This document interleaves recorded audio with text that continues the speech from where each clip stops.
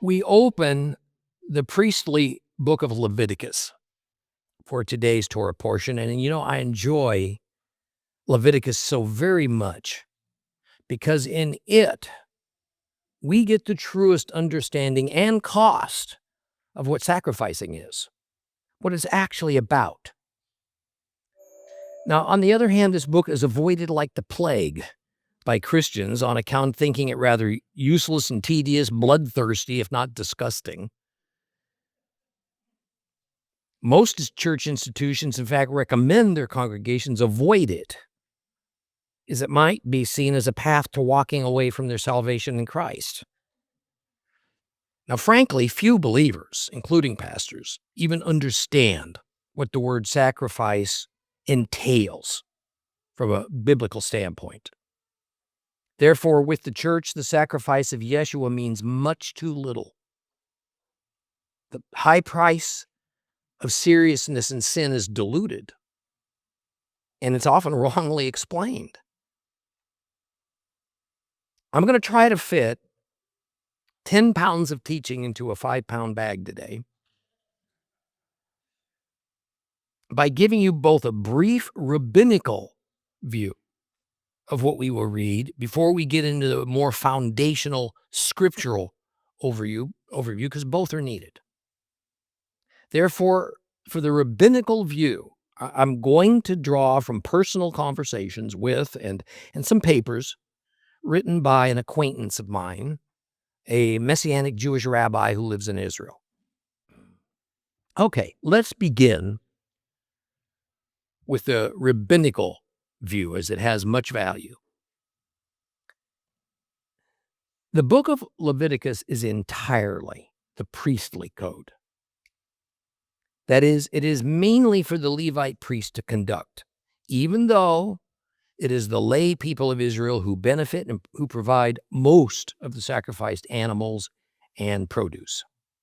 Now, the first chapters are a bit of a slog, right, as they deal with all the details of the sacrifices, the kind of animals to be offered, how to butcher them in preparation for the sacrifices, what parts of the animal are to be burned totally, what parts are set aside to be eaten by the priest, as well as what parts can be given to the worshiper to keep and to eat. Now, we're also introduced to different categories of sacrifices. There's 5, as each involves different purposes for their establishment, and only some of them involve sin. Let's start by considering the broader picture of why there are such things as sacrifices. Now, first, sacrifices of one type or another are part of just about all religions in the world. In ancient times, to my knowledge, no culture has ever been on earth that did not have some kind of sacrificial system. Some continue to exist to this very day. Second, speaking of sacrifices in general, typically the non-biblical ones, they're offered for a variety of reasons.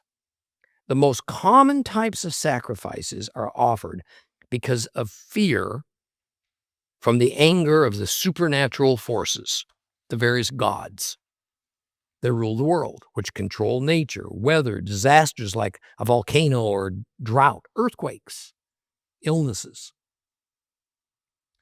Sometimes it is the hope of receiving a blessing from the gods. Usually the want of a good harvest, of many children, prosperity, protection from evil forces, and the like. Now, some people want to sacrifice to show the love and appreciation they have for their gods. Now, unlike for the pagan, the God of Israel regulates this inborn drive, urge, perhaps even an instinctive need to sacrifice and eventually to make it an institution. YHWH regulates who can sacrifice, how the sacrifices should be treated, what can be sacrificed, when is the right moment, the appointed times to sacrifice, where the sacrifices can be offered. All the world, then, has known from the earliest times of humanity how to sacrifice to their gods. Israel was a latecomer that sacrificed to their one God. Now, what was special about Israel is that God gave them a very specific and clear and extensive set of rules and regulations for each sacrifice that was nothing like the pagan sacrificial systems. See, contrary to the nations, the God of Israel did not order the sacrifices because he needed food or gifts of appeasement to satisfy his anger. The biblical sacrifices are not for God. They are for we human beings to satisfy our base human instincts in ways he will accept. See, the mindset of today is it's easier for us to sacrifice money instead of animals or produce. Well, that's a false equation of sacrificing versus giving. Money is in no way any kind of sacrifice that would have been recognized by the God of Israel other than in the rarest of circumstances. See, rather, when money was involved, it was for the practical purpose of buying a sheep, a goat, a bull, a pigeon, whatever was called for, even including the wheat meal that was usually required to accompany the sacrifice of an animal. Now, the highly revered Rabbi Maimonides from the early Middle Ages explains that the wisdom and intelligent design of God is evident in the complexity of the universe. The same wisdom is manifest in God's providential care for humanity in all of its respects. Therefore, God considers our human nature. He doesn't idealize it, doesn't pretend it doesn't exist. God knows that human behaviors and attitudes cannot suddenly, radically be altered. So Maimonides offers a novel approach to explaining animal sacrifice. He explains that God's objective in his continuing relationship with Israel was to develop a people into a nation devoted to his service alone. God chose to allow a form of sacrificing that is somewhat like the nations, but is also very different in substance and purpose. He continues that since sacrifice was a long-established form of worship in all the neighboring nations since time immemorial. Should God have abandoned sacrifice as a form of worship, it would have been an impossibly radical change of attitudes and behaviors for the Hebrews from what they had practiced for centuries. In other words, to achieve the goal of forming a nation devoted to God, a concession of grace and of accommodation was made to human nature. It's not so different as a matter of, as with human sexuality. You know, God put a sex drive into all human males and females. And while his main purpose was to multiply and fill the earth with people, there was also the very real purpose of pleasure. But as with sacrificing, YHWH established the boundaries within human sexual relations that we were to operate.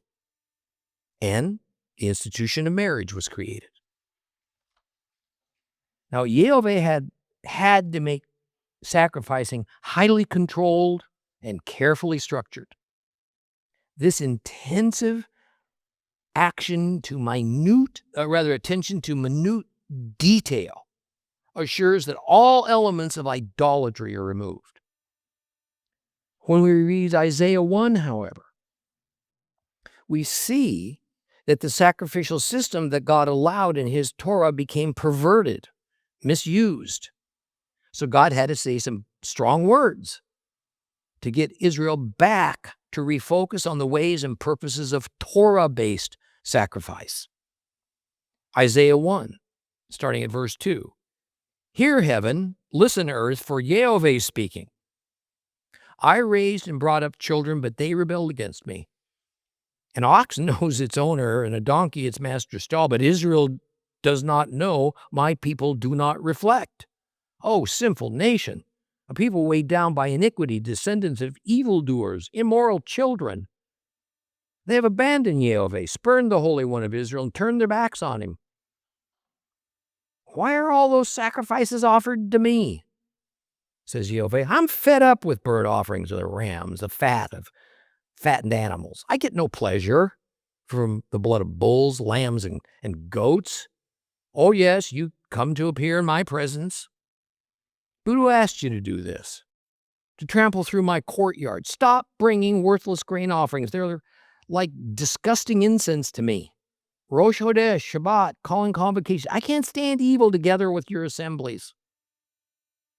Everything in me hates your Rosh Hodesh, your festivals. They're a burden to me. I'm tired of putting up with them. When you spread out your hands, I'll hide my eyes from you, no matter how much you pray.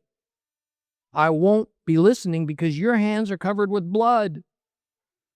Wash yourselves clean. Get your evil deeds out of my sight. Stop doing evil. Learn to do good. Seek justice. Relieve the oppressed. Defend orphans. Plead for the widow. Wow. You know, whether one might or might not totally agree with Maimonides' viewpoint about sacrifice, he also suggests, rightly so in my opinion, that animal sacrifice was never from its inception meant to be the ideal form of worship. Rather, it is a divine nod to our terrible and fallen human nature. God amazingly seems to accept that this form of worship is a remnant from more primitive times and cultures, but a most necessary one. The good rabbi also explains that the sacrificial system never had the power to alter human nature. Never had it. Only the Torah, which leads us to the understanding of the ultimate divine love and grace. Only that can motivate us to even want to change. It requires sincere faithfulness in God to be transformed into the divine nature and out of our fallen nature by means of following the one who would become a human and sacrifice himself for the lost seed of humanity, the Messiah. Maimonides, and from him followed many rabbis, believed that the Torah created a system of sacrifices in response to two considerations. First, a most practical one. It would have been impossible to develop a new religion that completely abandoned traditional, deeply rooted forms of worship that were norm for mankind, for virtually the entire world. It would have been like trying to convince people of our day that gravity doesn't exist but only for God worshipers. Or only for God worshipers, the ground beneath our feet wasn't solid. Second, the regulations concerning sacrificing were created to regulate and structure sacrifices in order not to abolish, but to purify them, thus stripping them of their idolatrous elements. See, looking at the biblical prophets, we quickly find that in their oracles, even God's sacred structuring and regulating of sacrifices did not fully eliminate the possibility of idolatry creeping in. God's concession to human nature in allowing sacrifices involved an element of risk. It allowed an institution that on the surface had always been identified with pagan idolatry to continue to exist in a different form and among people who were bound to eventually pervert and misuse that system, thinking all the while that they are doing righteousness and therefore are themselves righteous. See, Maimonides was acutely aware that there is danger that any sacrificial system God might establish would eventually become corrupted and degenerate back into the idolatrous habits the Hebrews practiced in the years in Egypt before Sinai. Now, historically, we know that, in fact, this corruption happened even before the time of the Israelite kings and prophets like Isaiah and Micah and Jeremiah and Hosea. In fact, most of the biblical prophets understood this and brought with them a divine oracle for Israel to change their ways or to face horrible retribution from YHWH.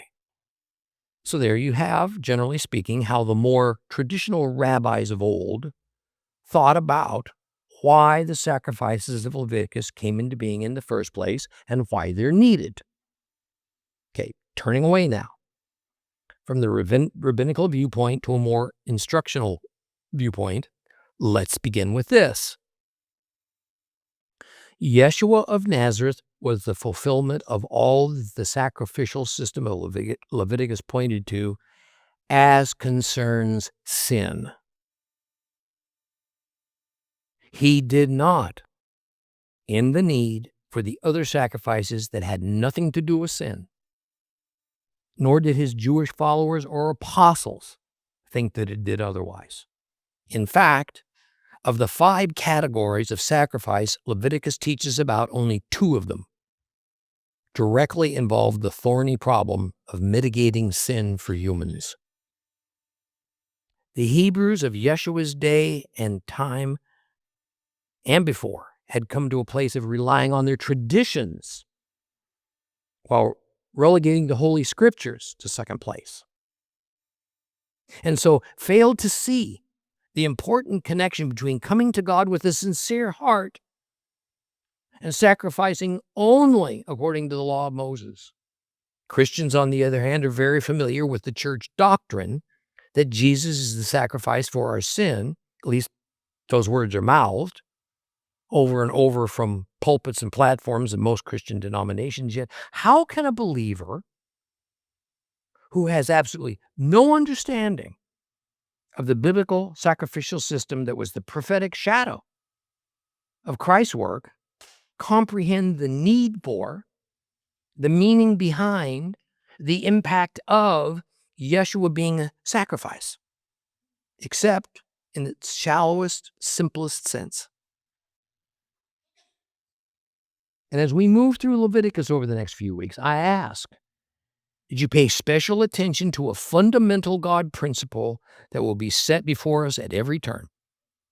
A principle that is practically the opposite of traditional doctrinal-based teaching. It's the principle that the law of Moses was made for all people and every age. It is a law of Moses that sets the standard for our moral behavior in a solidly objective way. Still, God divides, elects, and separates as a means to test and judge humans.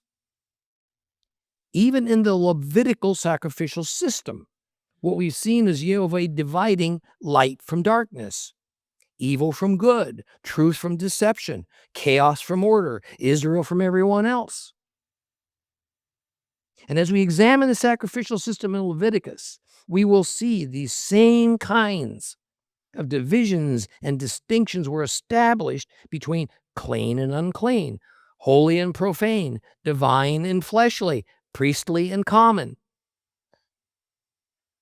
Ritual purity, sexuality, diet will all be divided into the acceptable and the unacceptable.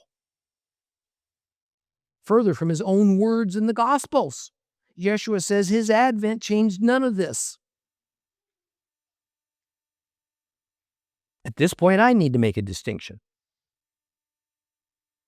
Those of us who follow Yeshua as our Messiah indeed have been made as priests. Yet, as the entire Bible shows us, that this designation does not mean that we now take on the duties and the status of the Levitical priesthood and thus replace them. The idea of our being priests is contained in our everyday, lifelong devotion and service to God. In fact, all of Israel was set apart by God to be a kingdom of priests to him, yet only some were to be part of an official priesthood. Listen to Exodus 19, verses 5 and 6. Now, if you pay careful attention to what I say and keep my covenant, then you will be my own treasure from among all the peoples, for all the earth is mine, and you will be a kingdom of Kohanim, of priests, a nation set apart. These are the words you are to speak to the people of Israel.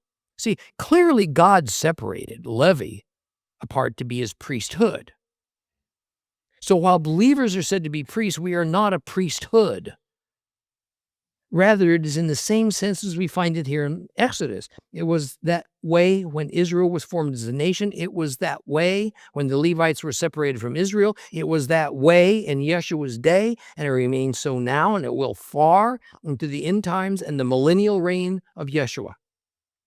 Matter of fact, in Ezekiel, when the millennial temple is built, excruciatingly detailed instructions on this new temple even literally specify the Levites' continuing role as God's priesthood, right down to the family line of who will not only be regular priests, but also the high priest. Nothing changed from when in Leviticus that priesthood was inaugurated. But even more pertinent for us, we see altar sacrifices will begin once again at the same time Yeshua is sitting on his throne. It was in Exodus that we started reading about the first of the series of laws given to Israel, which began with the Ten Commandments. Now, in Hebrew thinking, there is no difference between religious and civil law. They're just one and the same. The religious biblical law was also the civil law. So, a good way for us to understand the justice system that God set up for Israel is to think of it as consisting of two primary components: the law and the sacrificial system. Just as we see it presented in Leviticus. Some time ago, back in Leviticus, we went into great detail about God's justice, which in Hebrew is called mishpat. Now, the law is not God's justice system per se, but it is part of God's justice. The law has a role to play in God's justice system, just as the sacrificial system had a role to play in that same system. The most amazing thing about the sacrificial system is that when God's people sinned, there was a way to pay for that sin that didn't involve them losing their lives. Rather, in an incredible action of grace, God allowed an innocent creature to be killed, substituted for us, for what we rightly deserved. Now, one foundational principle underlying God's system is quite similar to our American legal system, whereby we declare some crimes less serious than others. So we classify the offenses accordingly, and we have different processes of how we deal with the less serious versus the more serious. We generally classify the less serious crimes as misdemeanors, the more serious as felonies. Now, to make an analogy, admittedly imperfect, but close enough to make the point, we find that the sacrificial system atoned for misdemeanors, but not for felonies. Please don't take that too literally. It's just an illustration. Okay? God, in his justice system, defined a misdemeanor as committing an unintentional sin, a felony as committing an intentional sin. But let's be very clear, before we go further into Leviticus, the sacrificial system's purpose was not primarily to exact a penalty from the wrongdoer. The sacrificial system was not in lieu of prison. It was there to repair and to maintain your relationship with God. The means and rules for accomplishing this were based on the covenant God established with Israel. It was created to benefit the sinner far more than to appease God.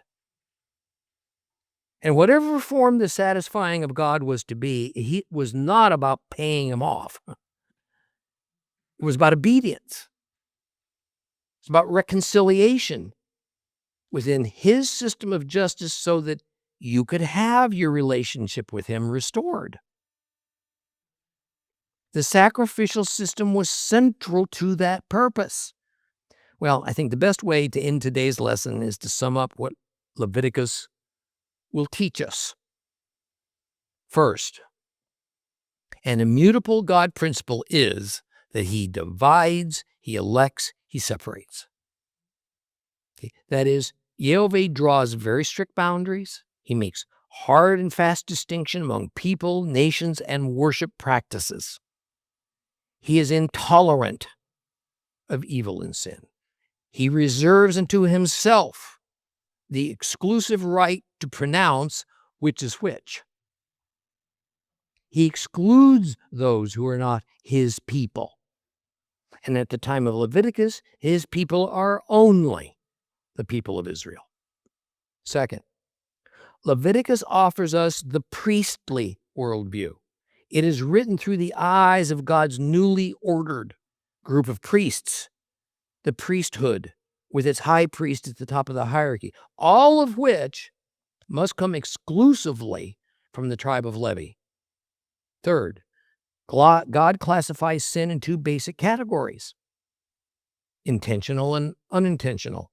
This is quite different from the typical way we humans want to think of sin, which is more along the lines of big or little, trivial or terrible, inconsequential or salvation-threatening. Fourth, the sacrificial system we are learning about does not deal with intentional sins, and therefore does not provide a means of reconciliation with God for deliberate sin. It deals only with unintentional sins. Nothing we will read about in Leviticus will reconcile the offender with God if that offender's sin is considered high-handed or great, which is Bible speak, for intentional. Fifth, the sacrificial system is more than atoning for sin. We're going to see that several of the God-ordained sacrifices have little to no relationship to sin. Sixth, while Yeshua fulfilled the sacrificial system, it only for the sacrifices for sin that he dealt with. He also fulfilled much more than the rather limited abilities of the sacrificial system that used animals to atone for a certain category of sins. Seventh, the foundational principle behind the sacrificial system is substitution. That is, the deaths of animals were going to take the place of and substitute for what rightly should have been the deaths of the humans who were guilty of sinning against YHWH. This is exactly what Yeshua has done for us. He is our substitute. And eighth, Leviticus is the middle book of the book series of Exodus, Leviticus, and Numbers. We need to read Leviticus as though it's just a continuation of Exodus, which then eventually rolls right on into Numbers. That said, while the other books can involve all the tribes of Israel, Leviticus focuses almost exclusively on the priestly tribe of Levi. Now, the law portion of God's justice system was not designed to atone or forgive, but to draw a line between obedience and disobedience. The law established an objective set of morality for humankind. It showed us what good and evil is. The sacrificial system, on the other hand, was designed to achieve forgiveness for our evil behaviors by means of atonement when that was the issue. But even the sacrificial system for sins had its limits. It could only deal with a certain class of sins. Both systems, both parts of God's justice system did what they were designed to do and did so effectively. Just as Yeshua's sacrifice on the cross did what it was designed to do, and it did so perfectly and eternally. Bless his holy name. Amen. For more teachings and information, visit us online today. Come and be a part of our fellowship here at The Seed. Enjoy worshiping and learning God's Word with us.